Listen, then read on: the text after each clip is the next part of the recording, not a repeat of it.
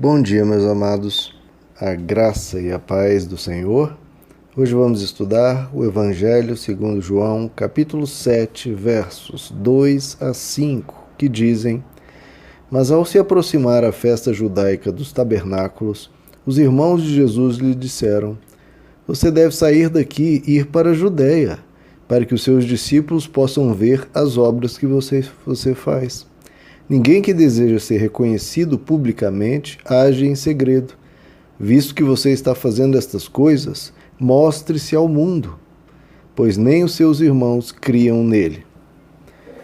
Bom, queridos, na aula de hoje, deixa eu começar pelo fim, onde o último verso nos diz que nem os irmãos de Jesus criam nele. Isso é algo que você vê nos outros evangelhos, diversos trechos, mostrando essa realidade, né? Que os discípulos não davam muito crédito ao que ele dizia. Lá em Marcos capítulo 3, por exemplo, talvez seja o trecho mais emblemático, diz que havia uma multidão tão grande seguindo Jesus que ele sequer podia comer. E aí, quando os seus ouviram isso, saíram para o prender, porque diziam: ele está fora de si.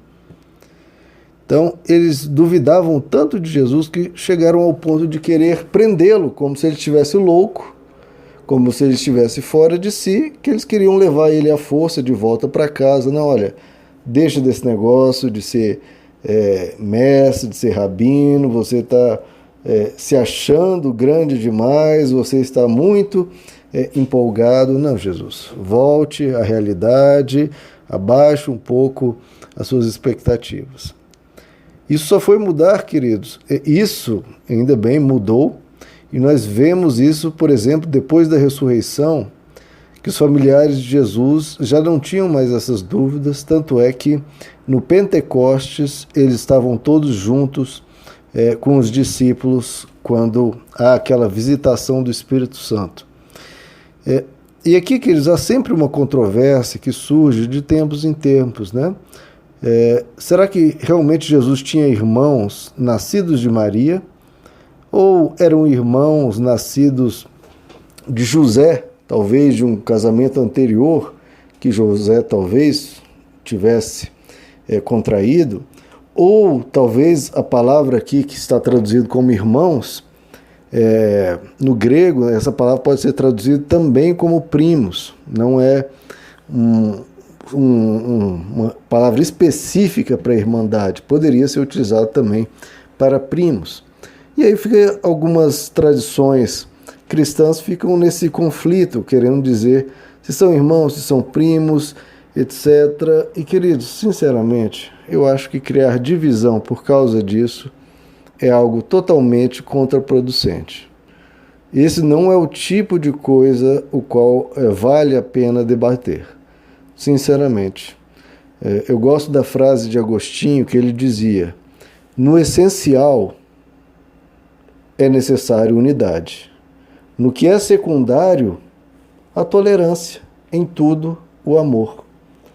Então, nesses pontos, queridos, mais secundários, que são detalhes históricos, que não transformam o caráter de ninguém, que não é um ponto essencial da fé, tenha tolerância.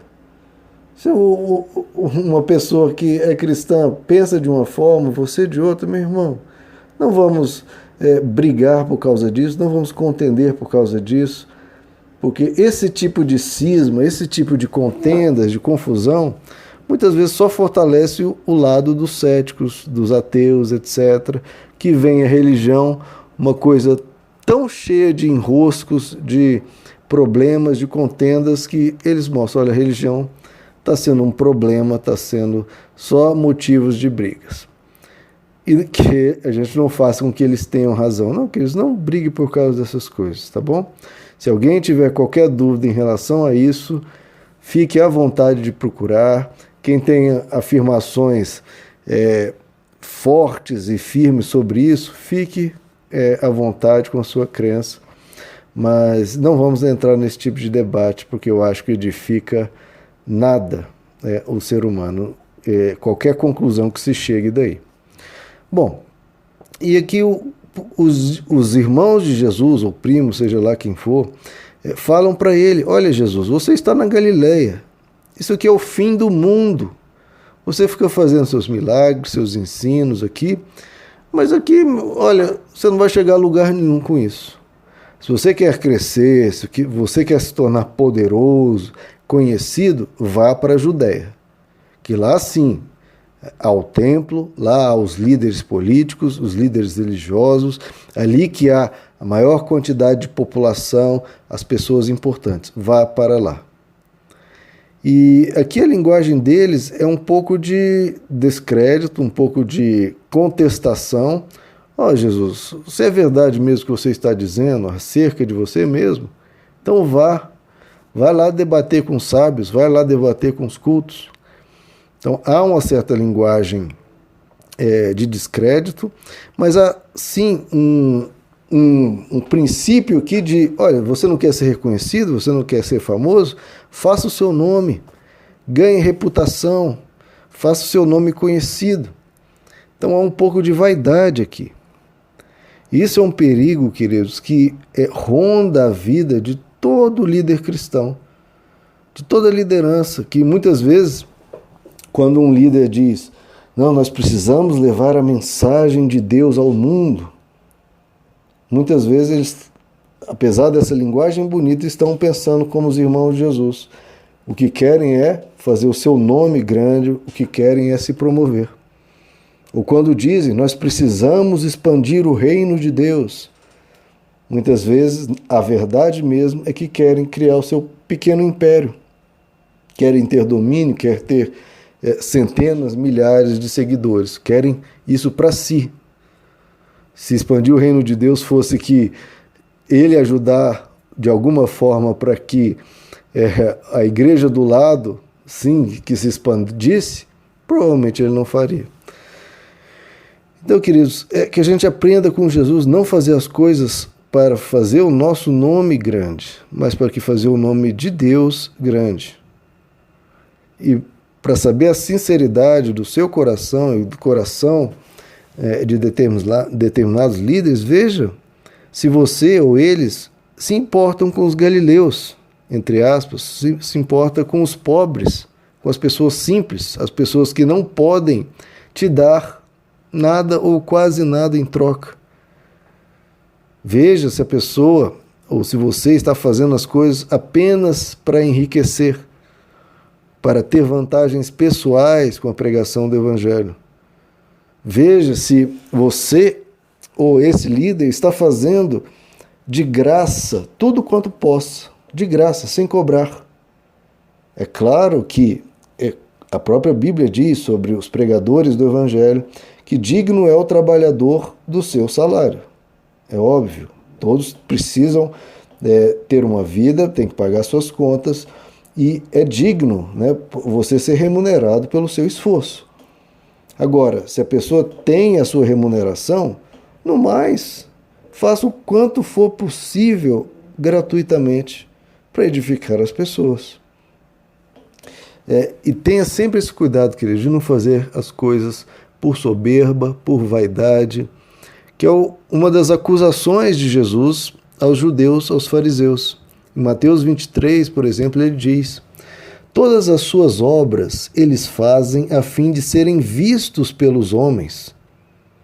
Eles gostam do primeiro lugar nos banquetes, das primeiras cadeiras nas sinagogas, das saudações nas praças e de serem chamados de mestres. Vós, porém, não queirais ser chamados mestres, porque um só é o vosso mestre, o Cristo, e todos vocês são irmãos. Isso eu já comentei aqui, que me preocupa demais e é algo que não tem o espírito do Evangelho, essa criação, proliferação de títulos, de engrandecimentos. É apóstolo, é patriarca, é pai apóstolo, e cada dia surge um título novo, vice-deus, quarta pessoa da Trindade, e não para a imaginação do ser humano buscando esses títulos. Quando Jesus diz, nem de mestre vocês devem procurar ser chamados, porque vocês todos são irmãos e só há um mestre que é Cristo. Então que a gente não faça as coisas para exaltação pessoal, mas para edificação das pessoas e para exaltação de Deus. Em Mateus 6, no Sermão do Monte, Jesus diz: guardem-se de fazer as boas obras de vocês diante dos homens, para serdes vistos por eles. Caso contrário, não tereis recompensas do vosso Pai que está nos céus. Quando deres esmola, por exemplo, não faça tocar uma trombeta diante de você, como fazem os hipócritas nas sinagogas e nas ruas, para serem glorificados pelos homens.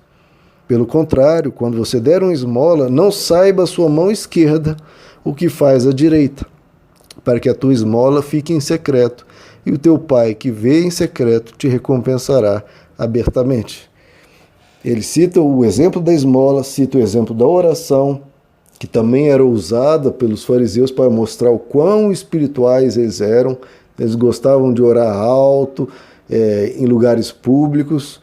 E Jesus fala: não, entra no seu quarto e ore ao teu Pai em secreto. O jejum também, eles gostavam de aparecer, né, com um rosto abatido, como se estivessem vários dias jejuando. Não. Faça as suas coisas espirituais com você e Deus, sem se exaltar, sem querer se promover às custas disso. E aqui os irmãos de Jesus também falam: olha, você está agindo em segredo. E não deve ser assim, você deve se mostrar ao mundo. Ora, o que eles estão dizendo, não, de certa forma, está correto. Realmente, se ele era o Messias, ele deveria se apresentar. Mas o ponto aqui, Jesus, ele se apresentava. Nós vimos ele indo em Jerusalém, nós vimos ele pregando a multidões, mas o que os irmãos estavam querendo mesmo era que ele fosse para o centro, para os holofotes, para a fama, buscar poder, buscar um nome grande, buscar ser reconhecido e talvez sobrar, né, um pouco de fama para os irmãos. Mas não, Jesus ele não falava em segredo. Lá em João 18, por exemplo, ele vai dizer: eu tenho falado abertamente ao mundo, eu sempre ensinei nas sinagogas, no templo, onde qualquer pessoa se congregasse, e nada eu falei em oculto. Então Jesus ele não fazia nada escondido, nada secreto, reuniões privadas, como existem seitas que são assim, né? Só para os iluminados, só para um grupo seleto, os conhecimentos são revelados à medida que a pessoa vai galgando, né, etapas, etc. Não, tudo ele falava aberto, tudo era claro, tudo era exposto, tudo era na luz. Queridos, que a gente aprenda com Jesus a sermos humildes, a não buscar poder próprio e a valorizar mesmo as pessoas simples, porque o reino de Deus é para todos. O reino de Deus, se espalhar aos milhões de pessoas simples, e não surgir daí nenhuma instituição poderosa, riquíssima, o reino de Deus está se expandindo. E muitas vezes, quando cria-se instituições riquíssimas, muitas vezes o evangelho, o reino de Deus se perdeu ali no meio. Que a gente tenha cuidado, queridos, que a gente exalte a Deus e cuide dos mais simples também. Meus amados, que Deus lhes abençoe. A graça e a paz do Senhor.